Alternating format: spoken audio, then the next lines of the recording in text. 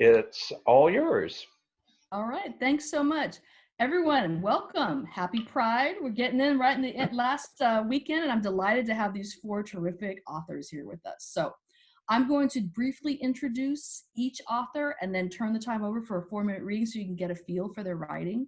We're going to talk a little bit about some common themes after that's done, and we want to make sure we save time for your questions. So we're glad you're here. Please don't be shy and throw things in chat. Okay, so to start, we have Morris Ardon. He's a public relations practitioner whose work has appeared in regional, national, and international media. He divides his time between New York City and Cornwallville, New York, where he does most of his writing. His blog, Parenthetically Speaking, can be found at morrisardon.com. He's the author of Stone Motel, Memoirs of a Cajun Boy. Take it away. Ready? Okay, hi everybody. Thank you for having me. This is exciting. I feel like I'm part of a big thing, and that's nice. My book is called Stone Motel, Memoirs of a Cajun Boy, and what I'm going to read today is the vignette. My book has a running story, but then I go back in time in several of the vignettes, and this is a little vignette where my grandmother and I are going to the public pool, and I'm like 5 years old, and there's an incident that causes her to have a nervous breakdown, and this is the incident. Abutting a patchwork town park that features a baseball diamond with a viewing stand and a few brick barbecue pits and picnic tables is Ville Platte's municipal pool. It is the end of June, and Mama has taken me in her black, round-fendered 1952 Bel Air to cool off with the other 35 kids in the pool that day. On the drive over, even with the windows down to provide some relief from the summer heat, my legs stick to the stiff vinyl seats in the big car. I'm not yet school-aged and stand just about the height of a yardstick. I will splash around for a while in the 2 feet of chlorine and urine that make up the shallow end. Mama sits in a folding lawn chair as close as she can to the edge of the pool without actually being in the water, with both of her unblinking eyes trained on me. Within about 3 minutes of entering the pool, the little round boy next to me wearing blue trunks that he's outgrown, so much so that his sides and belly hang over the edges, nudges me in greeting. I don't know him or any of the other kids playing there. They're all strangers to me. I am shy and not so keen to play with him or anyone, actually. I just want to stand there in the water and bob up and down until Mama says it's time to go. Besides, the little round boy doesn't look to be nice like some of the other kids. In fact, he looks mean. But I am closest to him and there isn't much room in the crowded pool, so I acknowledge him with a forced smile. Then he grabs me, and I'm underwater. I struggle to get away from the boy. He has put all of his weight into holding me under. I'm not big enough to push him off of me. He's now practically sitting on my head. I choke down several gulps of pool water, water in my nose, burning, burning, burning. But I emerge, spit and gasp. I see Mama has jumped up from her lawn chair and knocked it over. She screams something I can't understand. She flails, she stomps. Once more, the boy is on me, doing his best to push me under again. But like a threatened animal, I'm now pushing back. Mama screams at the boy, "Arrête-toi, arrête-toi, arrête-toi." So many people, so much noise. Children splashing, parents talking, the lifeguard at the opposite end of the pool, not looking in our direction and unable to hear over the din. Aidez-moi, aidez-moi s'il vous plaît. Help me, cher, help me. She continues, stomping and pointing at the boy who still has me in his grip. My head goes under, then emerges for a moment, long enough for me to gasp. I'm choking and spitting up water. Mama, unable to get anyone to help or even to notice, has become paralyzed with fear. Her screams stop. The stomping and flailing stop. She simply stands, looking out, her hands at her sides, her face fixed. The blood has gone out of it. I know it must have occurred to her to get into the water and get me out, but for some reason she can't. She looks frozen in panic. The boy pushes me under again, and again I push myself up, gasping and spitting. Lying on a lounge chair, several spaces away from Mama, a young woman who has been preoccupied with the paperback raises her head long enough to notice her son, the little round boy, doing his best to get me back underwater. "Philippe, what are you doing?" she yells. "Get off that boy right this minute." He pushes me underwater again and is bearing all of his weight on me to keep me there. In the next few moments, things go blurry for me, then black. I don't know how much time has passed, but when I regain consciousness, I see I have been removed from the pool and am now lying on a towel on the concrete, exhausted, chest heaving, still panting, nostrils and throat burning, eyes bloodshot, but otherwise not drowned. The lifeguard kneels next to me, better late than never. The boy and his mom are gone. Mama is now sitting, still silent, in her righted lawn chair. Three women stand over her, saying things to calm her. C'est okay, chien, one lady says. C'est fini. That's it.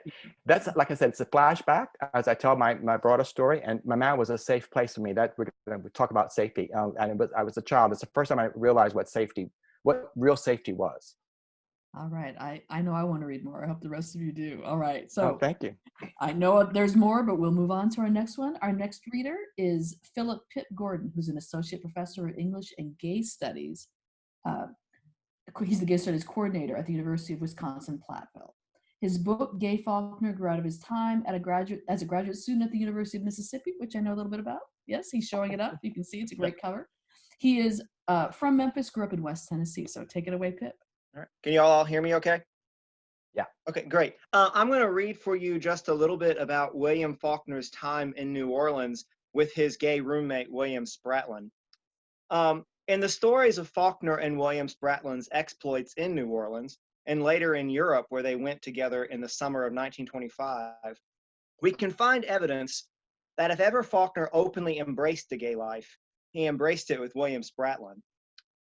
According to Spratlin's memoir, while drinking overpriced Pernod and bathtub gin that they made in their shared apartment, he and Faulkner passed the time by shooting a BB gun from their window at passers-by and awarding points based on the exoticism of their targets.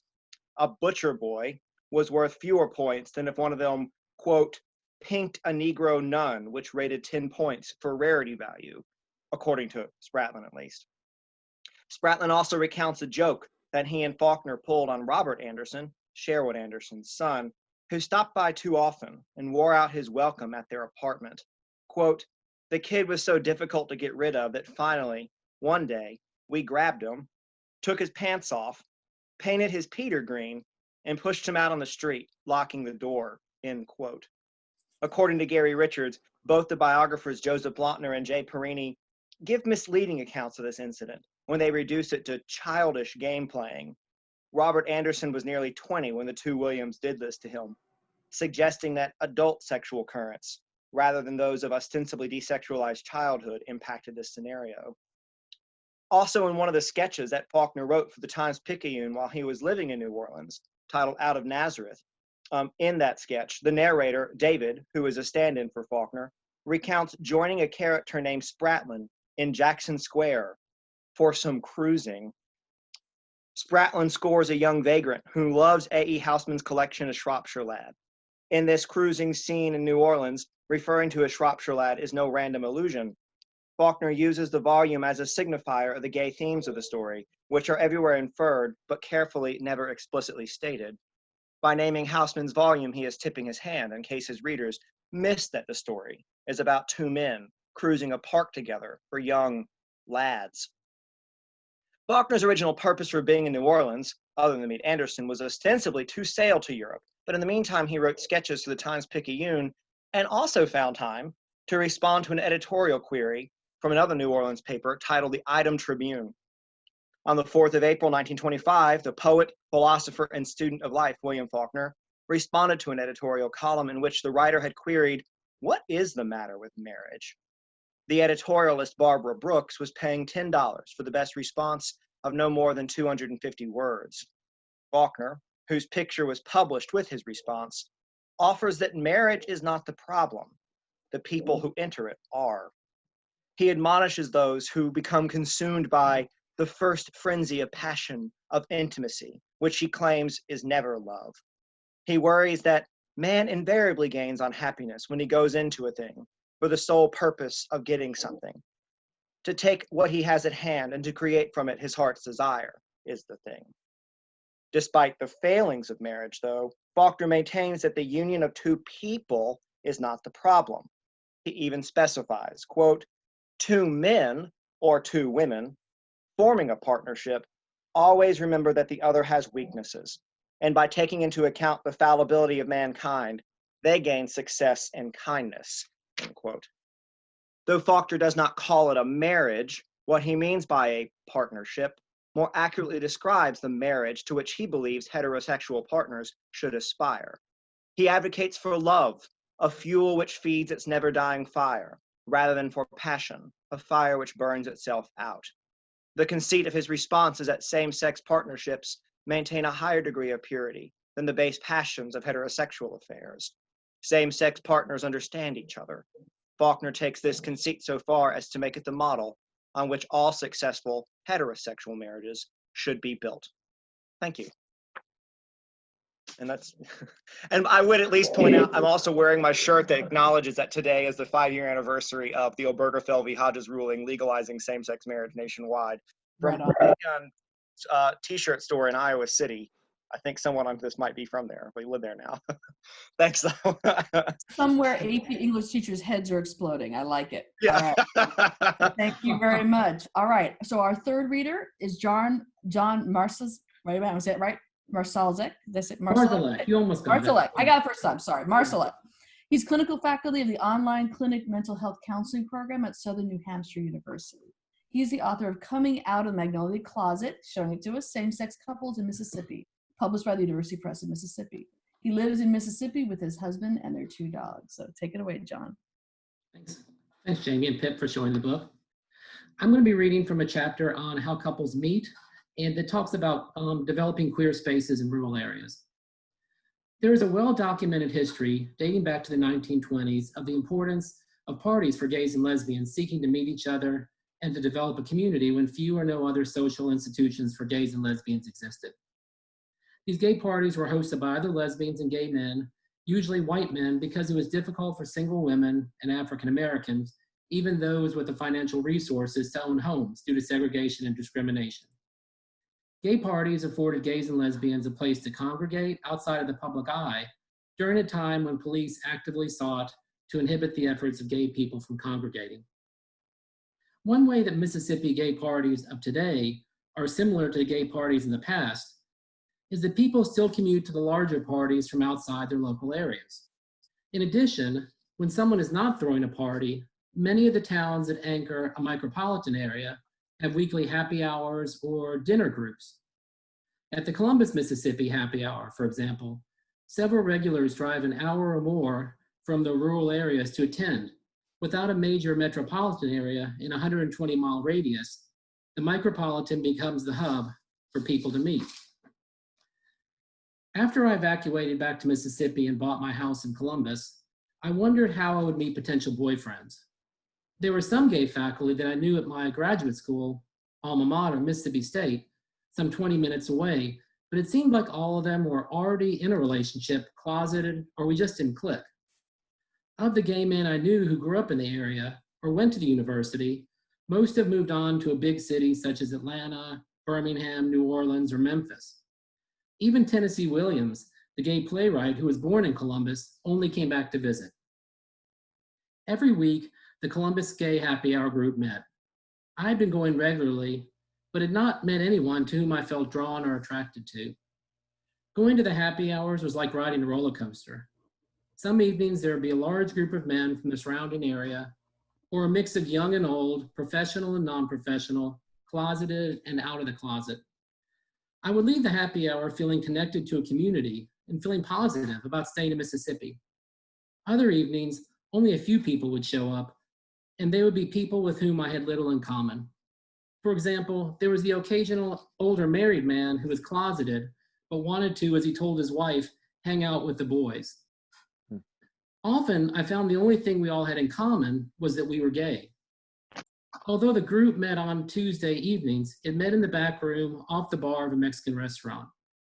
Tuesdays were slow at the restaurant, but some locals would still come into the bar. Word spread that the, quote, gays were meeting there on Tuesdays. It all felt like being in a fishbowl, with the locals curiously peering into the room as they walked by. Not surprisingly, people seemed less on guard and were more likely to join the group when people hosted a happy hour at their homes. Fred and Ralph, the first gay couple I met in Columbus, held their annual Christmas party for their happy hour group at their home. That evening, I saw Larry.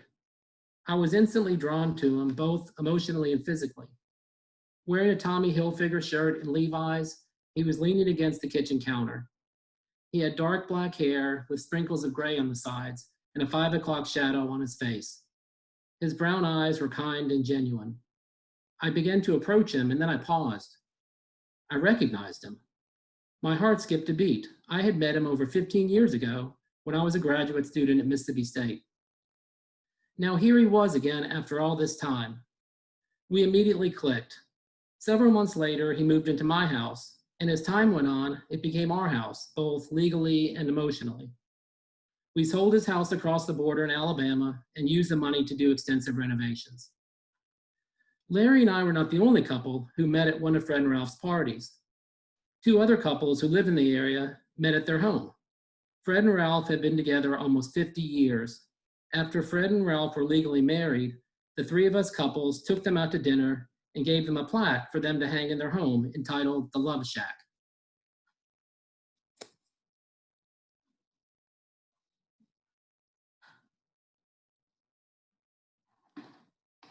Thanks, Steve. Great. All right, thanks so much. That's wonderful. We'll have to come back to some of the things you're talking about. There's lots to talk about. Finally, we have Howard Phillips Smith, who grew up on a farm in rural Mississippi and attended the University of Southern Mississippi. And I think this is the University of Burgundy. I'm not going to try the French accent to embarrass myself. He began writing about pre-AIDS New Orleans and the gay ball scene in the early 1980s, the so-called golden age of gay carnival. He's the author of Unveiling the Muse, The Lost History of Gay Carnival in New Orleans, published by the University Press of Mississippi, and co-author of Southern Decadence in New Orleans. He lives in Los Angeles with his husband and 3 cats. And they'll be talking about his latest book, A Sojourn in Paradise, Jack Robinson in 1950s New Orleans. Take it away.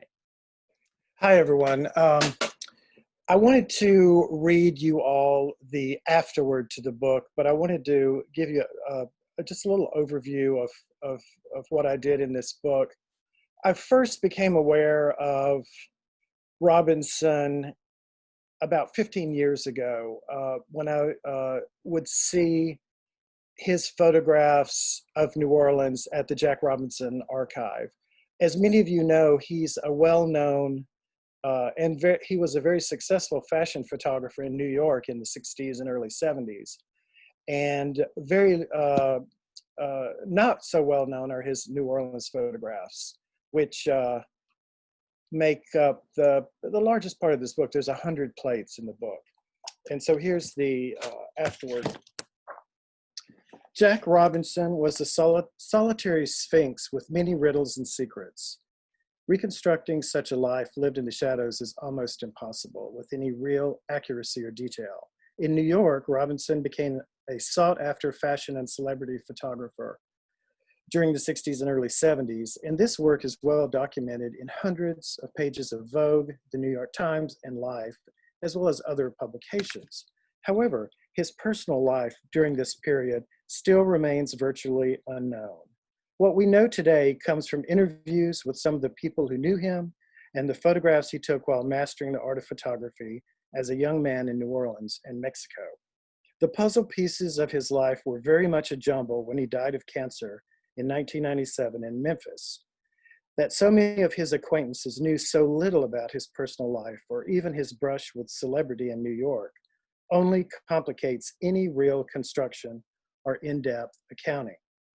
An artist at the core, as well as a gay man at a time when homosexuals were considered degenerates and even criminals, Robinson led a complicated, if conflicted, life.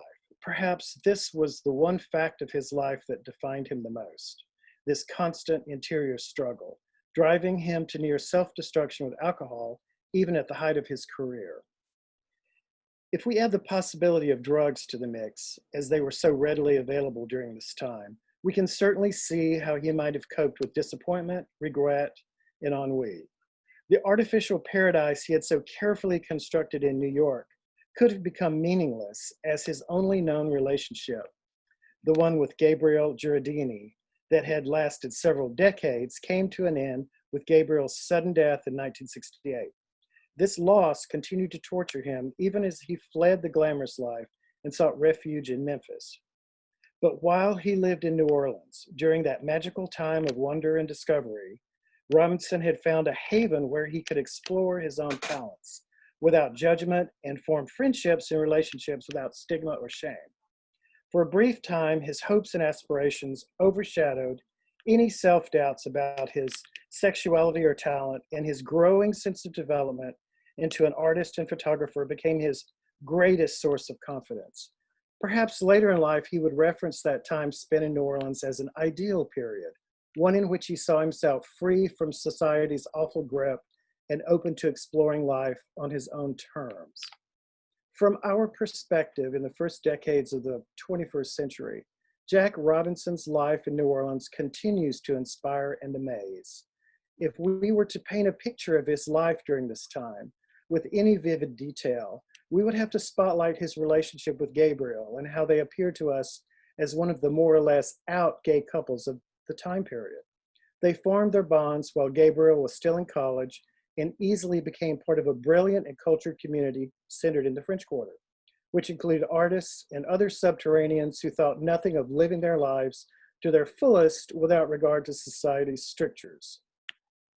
These photographs he so carefully preserved speak to us through time and leave us with a sense of wonder and delight. When the veneer of society during that conservative time period is stripped away, the McCarthy witch hunts and local police raids, coupled with a return to pre-war social norms, what remains is the proverbial genie who had definitely left the confines of the bottle. Today, with the trend toward racism, fascism, and violence, Robinson's photographs remind us that upheavals continue in society, and we must be vigilant.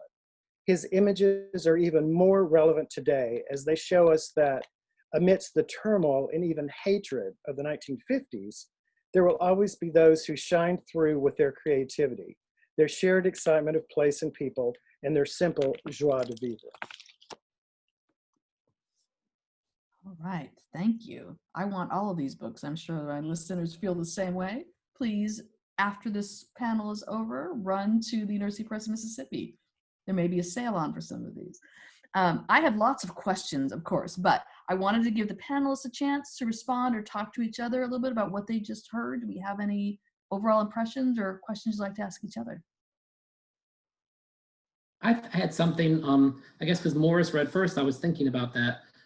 Morris, the passage that you read, it struck me that it was like a metaphor for your whole book about being pushed down and then how you and your relationship with your grandmother helped you to, eventually rise up. I don't know if you meant to do that or if that was just something that happened naturally. No, I really exactly wanted to illustrate how I learned as a kid what safety meant, because like I said, we're going to talk about safe places. And I had no clue until my grandmother welcomed me in a way, and she was a place all my life where I could go. She was the only adult who understood me through my teen years and in my 20s. Now I wanted to establish that. I gave her a nervous breakdown. It really, it's the best illustration I could find. There's a lot of other places in the book where it hints, but that's the one. So I'm glad that resonated. I agree that all these books, I've got 3 of them. I think 2 of them. There are only 4 of us. So I got 2. I'm waiting on Howard's, so we're going to have a nice collection of reading to do. I just got Pips in yesterday, so I haven't had time to open it up. But I love George John. It was so fascinating. It is so fascinating. It's one of those things that I think we take for granted as Southerners, that, everybody just thinks we're like this, and everybody thinks that there's no way we could have full lives down here. I'm saying down here, I'm up in New York, but and I did not leave the South because of that. I left the South because I wanted to come to New York. But anyway, I'll shut up now. I'm talking too much. No, let's follow up on that, because that's where I wanted to start, actually, is the creation of queer space as a place of community, as a place of safety. And there is often still, I think, the term in academia is metronormativity, but this idea that you can only be a fully actualized queer person if you're on one of the coasts. And all of your work in different ways, I think, is pushing back against those notions. So could you talk a little bit about the ways that the creation of queer space is important or central in the work that you're doing in your books?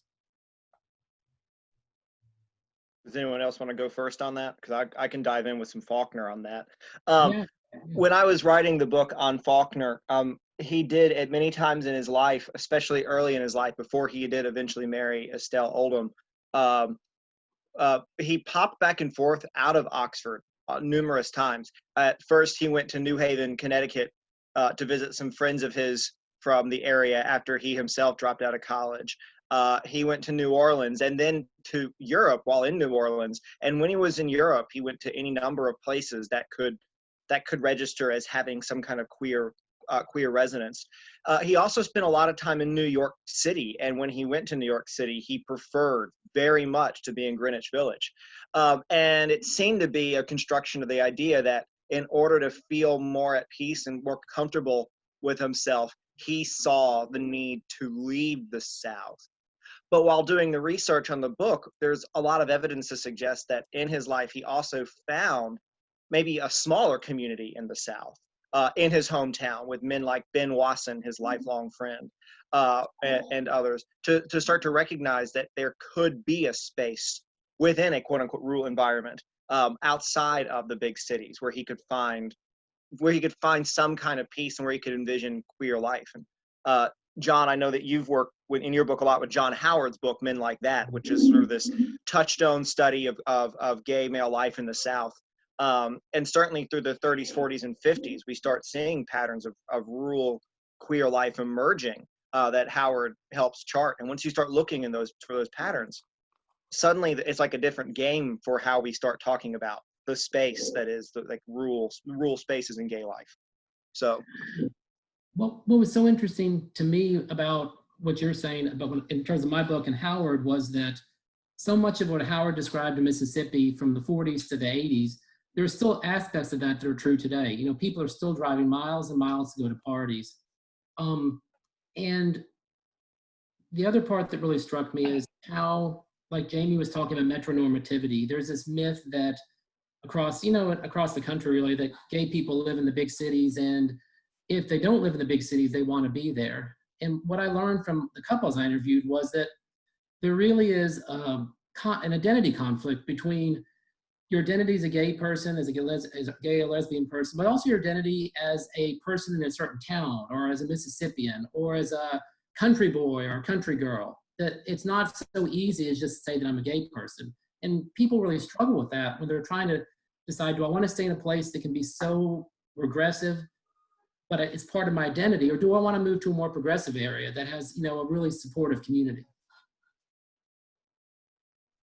What I'm hearing already, and I don't want to stop my other panelists from jumping in, but is when I say queer space, really we're already hearing multiple queer spaces, right? Mm-hmm. So they're not just one, it's not fixed, right? You've got the back room at the restaurant becoming a queer space at a certain time of the week, right?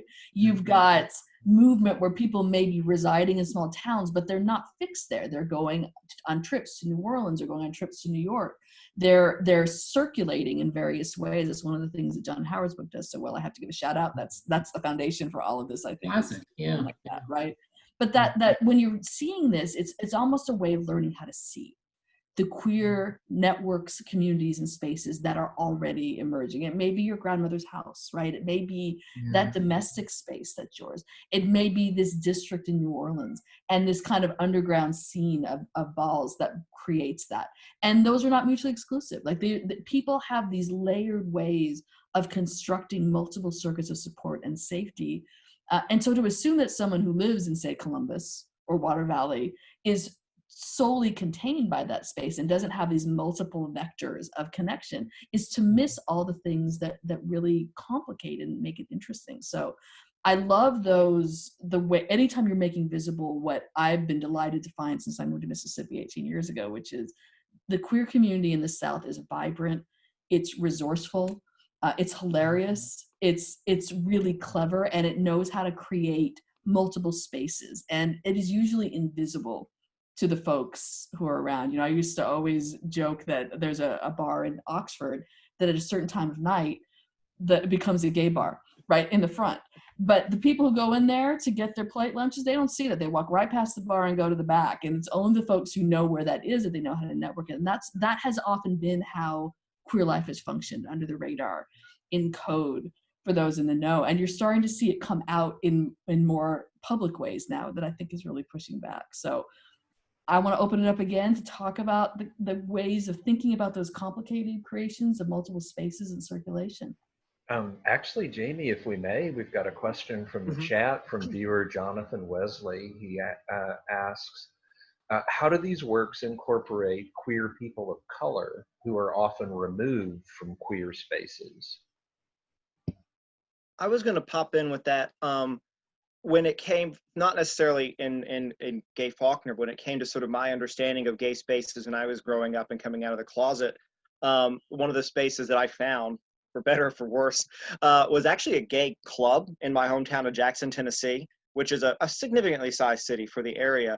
And that space was, because it was the one gay club in a southern town out between Memphis and Nashville, was incredibly integrated. Both in terms of gender and in terms of race and ethnicity. So when we think about queer spaces and incorporating people of color, I don't know if I could make the statement that the South, especially in smaller communities, you sometimes are able to bridge that gap. When certainly in any community, some of the racial fissures that emerge in our society at large can repeat themselves in the gay community just as easily. It was actually, though, one of the things I loved so much about your book, John, was reading about like house parties, because for me growing up, it was the club space or like party spaces. And in 2005, I believe, there was a famous documentary called Small Town Gay Bar set in Shannon, Mississippi, which is fascinating and brilliant, but also paints this picture of a very like despondent, destitute, almost terrifying queer life. That is at least also still quite like they interview as many African American and drag queens as they do more cisgendered and white folks. But it starts to create this idea of this one other space where everyone's run off to together to hide. And it's nice to see works that are trying to push back against that, but of course also have to be honest about the extent to which, again, some of the segregations in Southern society can repeat themselves in gay community. So that's exactly what I found, learned from couples that I interviewed, that there are ways in small towns, in rural areas, that there's more integration between both men and women that you often don't see in the cities, where you have separate bars, and you also see more integration between different types of people. But at the same time, that segregation still occurs in society in the South. It still occurs in the LGBTQ community. And one of the couples I remember in particular, an African-American female couple, talked about how disappointed they were when one of them came out, and they found that it was so segregated in the town they lived in. And that was really disappointing to them. I don't know for the rest of you, but I see more integration of different kinds of people in the college town, where I live in Starkville, for instance, and I'm sure Oxford. But then when you go into the smaller, out in the countryside, it doesn't seem like it's the same. Everyone is really still segregating. So it is a concern.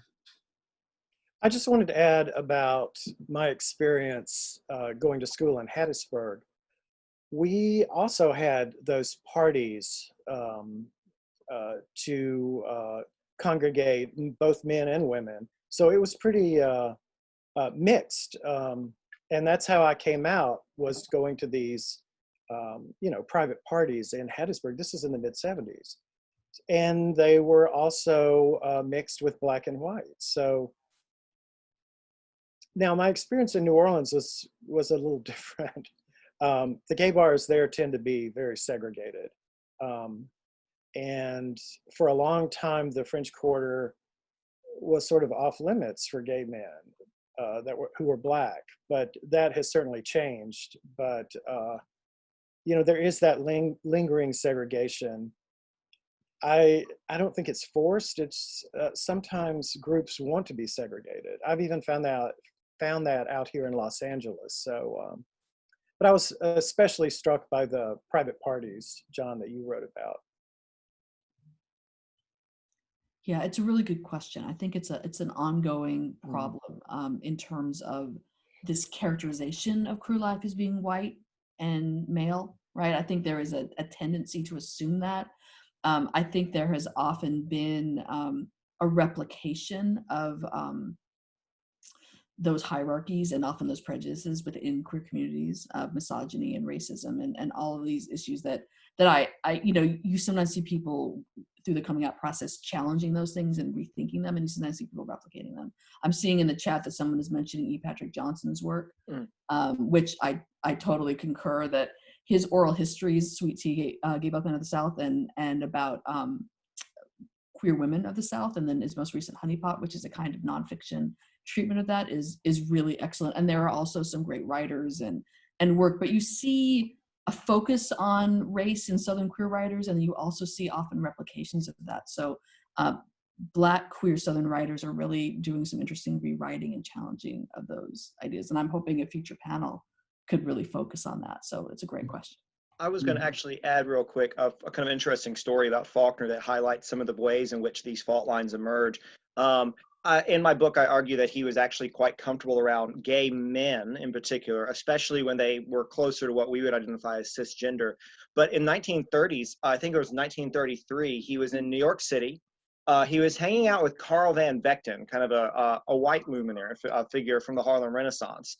And Carl Van Vechten, Ben Wasson, Faulkner's gay friend in New York, also from Mississippi, went together to Harlem and actually watched a drag performance where the iconic lesbian drag king Gladys Bentley, an African-American performer, performed. So you have Faulkner with his gay best friend, who he had a very fascinating relationship with Carl Van Vechten.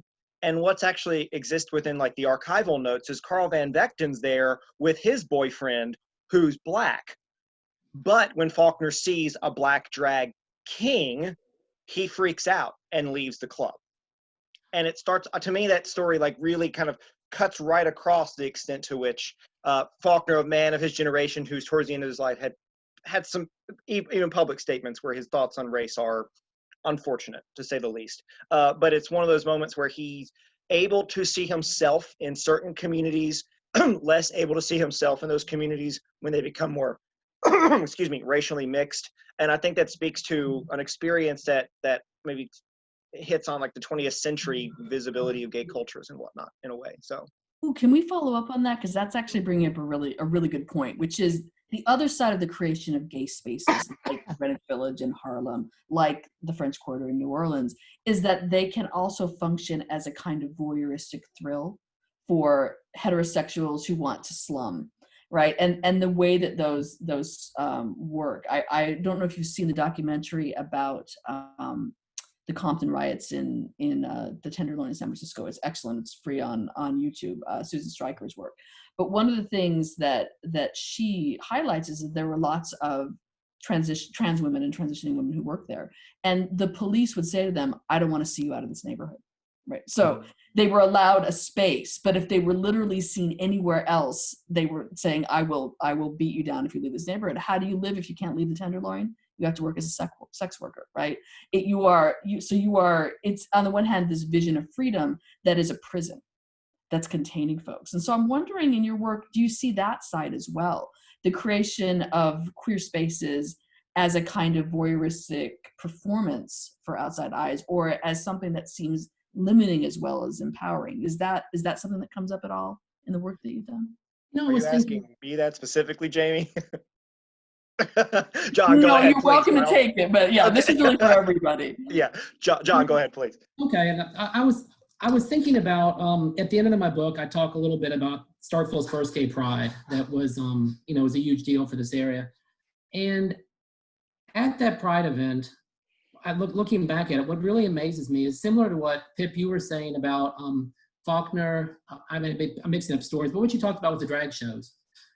I've noticed here that at the pride events, and then similar to what you said, Jamie, there's a bar that turns into a gay bar, and there are drag shows that are done there. And at these two events, pride show and the pride events and drag shows, I've noticed that there is more integration between the races, that you have white and Black drag queens, that you have white and Black participants coming to watch these shows, men and women. And it's a very, very diverse group that come. But then when you go to the house parties or different things like that, it seems much, much more segregated. So it's an interesting way that, in a strange way, drag brings people together. I don't know, I've never thought about that until this moment, but it's kind of interesting. I wanted to comment about Jack Robinson's photographs. Half of the photographs that are in the book document Mardi Gras Day in 1954. And what you see is gay men in very flamboyant costumes being very open. Otherwise, this is the only day that you can do that. Otherwise, you would be arrested. But very open, very freely expressing, their queer space. But you also have the straight onlookers. It is this voyeuristic thing, and I had never really thought of that before. But maybe one of the reasons that this was so open and so tolerated, Jamie, was because of the sensational entertainment value, definitely. But as you can see, I mean, this is looks like a lot of fun. Howard, is there something about dressing up, both in your book and in present times that I don't know, changes the queer space or changes people's experience of it? Well, putting on a costume is something that is in the water, I think, that affects people in New Orleans. So if you, for example, Clay Shaw, when he was on trial for this whole conspiracy, for the assassination of President Kennedy, one of the witnesses said, "Oh, he has a closet full of, he's such a degenerate. He has a closet full of all these crazy, outlandish costumes." I said, "Honey, everybody in New Orleans has a a closet full of costumes. If you don't, you're weird, So there's just so many opportunities in New Orleans to dress up. There's carnival, there's decadence, there's parties, there's king cake parties. Yeah, it's an experience. You all know that if you've lived there. So this is the other side, which I think you're making a good point, which is the resilience, or the ways that queer communities can take existing spaces that allow for more freedom and almost back into it, right? Mm-hmm. So that this is a broader space where you can be both visible and hidden at the same time, right? Where they can't designate your performance as different from the rest of the folks' performance, right? So I think in those ways, it's been, and you see that in a lot of spaces. When I think about lesbian feminists and the feminist movement and these sort of larger attempts to create communes, to create a focus on women's agency and women's relationships. And of course, for lesbian women, they're like, this is like, ground zero, cool, we're there, right? And they suddenly have all these straight women celebrating their choices, right? Because they're almost the perfect example of this. Like, you see this sort of pattern happening, that you find a space, you sometimes see it in churches, right? Where there's a certain kind of performance of supporting diverse folks, and you see a lot of queer kids who will take advantage of those. And so I think that's the other side of this, is there's not just one way of thinking about queer community or queer space, and they're often multi-use spaces, right? Greenwich Village has always been a center of queer life. It's also been a center of anarchy, a center of other kinds of experimentation, right? It's been a place of immigrant, like it's never just been one thing. And I think that kind of cross-pollination and sometimes really careful coalition is also what's allowed these different communities to thrive in different ways. So yeah, I mean, Southern queer space is a really fascinating topic. I'd love to see more. Go ahead. I was gonna say, so I grew up north of Mississippi, up in Jackson, Tennessee, and growing up, at least, until I knew there was a gay bar, the only other place, oddly, was a city park, which is a whole different story to talk about. But also, like, we're talking about places in, say, New Orleans or Greenwich Village, or like even though we were a 70-mile drive from Memphis on a nice interstate system, Memphis felt like it was miles away, like a whole different universe, and it never even really interacted with communities there, which actually is getting to where, Morris, I wanted to ask you a little bit about, I've been to Ville Platte, Louisiana. One of my best friends in the world is from there. It's not actually that far from Baton Rouge, and then therefore from New Orleans.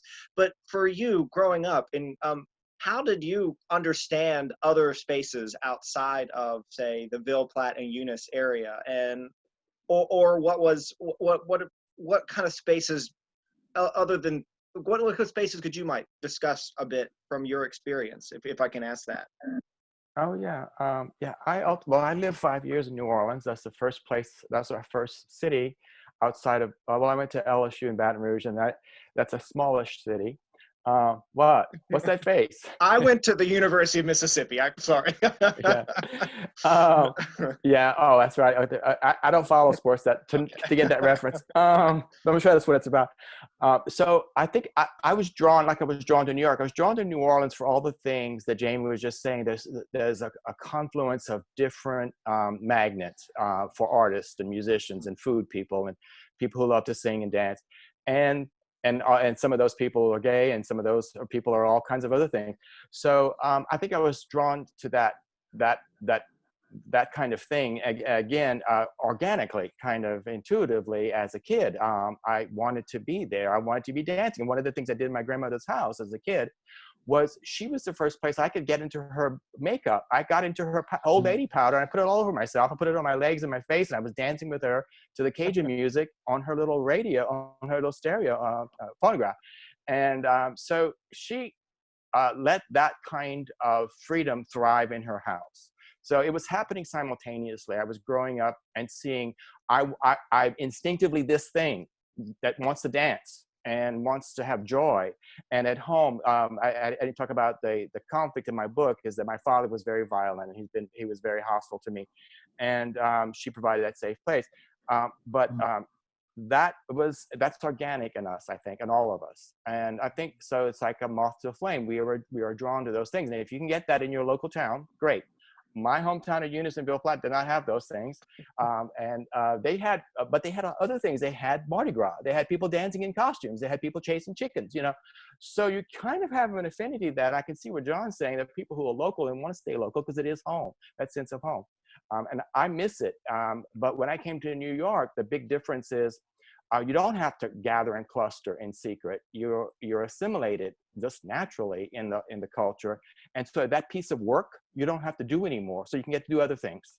So that's a piece of what I love about being in New York. I do love going home to New Orleans, and you do see it like as almost like a spectator. I become a spectator in my own city because I'm like, oh, I forgot how pronounced this need for that is. So yeah, I don't have a nice trajectory in my book because it stops before I get old enough to really start seeking these things out. But my point is, it was organic. It's in us. Morrison, I was thinking about how, just what you're saying about New Orleans, how New Orleans seems to go beyond its boundaries, and it really, the culture so impacts Mississippi, for instance, and queer spaces. And I'm guessing, Jamie and Pip, it's the same with Memphis and North Mississippi. I mean, like Oxford, these big cities affect the queer spaces that people create in the small cities. Yes, and I was actually thinking as you were all talking, I mean, how we think about people being fixed in space, but that circulation is so important. Pip's driving to Memphis, right? And that's an access. I can't tell you how many people in Oxford go to New Orleans all the time, right? But, they go to Memphis, but New Orleans is the place, and not just the queer kids, right? And so these become, in some ways, a way to pretend that like that happens somewhere else, but it also is in some ways the broader network that's happening here. That I think in many ways those spaces, those queer spaces, not just within driving range, but in flying range, are supported by gay tourists who are going to experience that thing that they maybe can't have at home. And so recognizing, this is one of the best things about John Howard's book, is this idea of circulation and the way that we're moving and we're not fixed in one space. And so when we understand the layers of that, we really start to see the rich tapestry of gay life. We're nearing the end of our time. Sorry, go ahead. I was going to say just how different that is when you live in a place like I used to live in Wilton Manors, like the gay mecca of South Florida, and you just stayed where you were. It was there. But like you said, we have to circulate. We circulate here. Sure. I mean, you can live there, now, but as cities have gotten more expensive, right? It's becoming more accessible to a lot of folks. When you could go to New York in the 70s and everyone was living in, a broken down like space and it was really cheap, you could go there. Now it's harder. So you see that movement. And I think that's a really interesting factor of all of this. We're nearing the end. So I just wanted to ask one final question to everybody. Why do you think it's important to tell these stories of gay life in the South? And what do you hope people will take away from what you wrote? Well, I'll jump in. The reason I got so invested in queer history of New Orleans is because I felt that in general, the South was overlooked in queer history, and especially New Orleans. You have so many books on New York, San Francisco, Los Angeles, And my experience in New Orleans was so unique and so wonderful, and no one had written about it. And that's why I wrote the first book, the first history of gay carnival, the gay carnival phenomenon, and then Southern Decadence, and then this book on Jack Robinson. His photographs are the germination of the gay carnival cruise. So you can see, so, and even a huge art movement in New Orleans. So it's just, I think it's really important for all of us to showcase and highlight what has been going on in the South to a broader public, to nationally, internationally. It's just as important. So that's my mission, and I will continue to do it. But yeah, that's why I like to focus on the South in New Orleans. Although I am writing a book about Los Angeles, so we'll see. I was going to say that you made a little joke earlier, Jamie, about AP teachers losing their mind over this book. In the very last stages of editing the book and putting it all together before it came out, I originally had dedicated it to my parents, like one does with their first book. But actually, as I was finishing up, I got an email one day from a student. It was a high school student from somewhere. I'll just leave it at that. He had been reading Faulkner in class and was absolutely convinced that one of Faulkner's most famous stories, A Rose for Emily, had to have some queer element to it. And he wanted to talk to his teacher about it. And his teacher did what so many teachers do. It's like, prove it. That can't be. That's not true. It's not there. You're making it up, etc. Well, this kid got the gumption to start looking around online, somehow or other found a bio of me that said I was working on a book on homosexuality in Faulkner, and emailed me to say, can you help me out? Can you give me some ammo? And I said, well, the book will be out soon. I gave him some information, but it actually led me to think a lot more about, the academic process of putting a book together and how that's, what we do in the academic world, but the impact that it can have to actually make that book a story that matters in people's lives. From your own book on, say, the lesbian South, recreating lesbian space. And I do know, John, that your book on same-sex marriage is apparently selling incredibly well in Mississippi because people are so hungry to hear these stories and to see themselves reflected in it. And it led me to what I think is sort of like why these stories matter. When Faulkner was young, he was called Queer, which is, I guess, the nice Southern way of saying queer. And so I changed dedication of my book to, for the queer kids and the queer kids, for all the kids who have known how certain labels are meant to exclude us. Never forget that this world is our world, this life, our life, as a way to like reclaim what these stories are. And I think that's why it's important that all of us are telling from our own personal stories to recording stories of other people to telling an old dead white guy's story. And I think that's what really makes this matter. So. I guess mine started out really because I'd evacuated from New Orleans after Hurricane Katrina. I ended up back here, and I was just curious. How do gay people live here? I hadn't been back here since after college. I came back to visit my parents and so on, but I was curious, and then I started interviewing these couples, and in their homes, and their stories were so moving, and you could just feel the love as they told their stories, and I really understood what some of the oral historians have talked about, the importance of telling these stories so they just don't die. Because there's so many ways in Mississippi that politicians try to really silence anyone that's different. And so I just felt like not only for myself, because it was so important to me, but for the gay people who felt like they weren't being heard, and for the straight people who just need to hear these stories. That's really, it became so important to me over time. Yeah. I have to echo what I've just heard from a lot of people. I just felt there was a need to tell. I did mine in a very personal way, so it's not a lot of academic research, but it is a lot of soul searching, and I did a lot of interviewing with family members. So I just felt that the story needed to be told because I'm vain. I didn't want to, disappear from the earth and not have people know that my grandmother's house smelled like gumbo, and there was, old, and going to these old department stores, these old ladies and these French men and the music. And I wanted all that visceral, epicureal kind of flavor to be written down, to be told, because it's one of the things a lot of people comment about my book. They go, oh my goodness, you do a lot of the things. A lot of agents and publishers say, you do too much of that. That's not good. You turn people off. But that's exactly why I wanted to do it. I wanted to record it. Again, so in a way that was a piece of a survey. And so that's it. I had fun writing it until I had to write the very, very personal stuff. And then I thought, oh, this is harder than I wanted it to be. But other than that, I really enjoyed putting that down, especially because I wanted to, like I said, I wanted to leave something behind. And not that feel terminal right now, but I do feel that we're all going to go one of these days. And it's nice to leave a little bit of something that will stay on beyond you. Your book's beautiful too, Morris, and it's so you. moving. So I think you're saying more about yourself. You're saying more about the whole culture of that area. That just, it's wonderful. Thank you. Gentlemen, it's been a pleasure. I salute you. Thank you for telling the stories of the queer South. Please keep on telling them. And I think we should make this an annual thing. I hope to see you next Pride. Let's do something else, okay? Go enjoy, kiss in public, express your freedom. And thank you to the University of West Mississippi for hosting. Oh my goodness, thank so you, much, Jamie. Thank you to Violet Valley Books. Everyone shop at your great independent bookstores. These books are at Violet Valley and others, and thank everyone for being with us.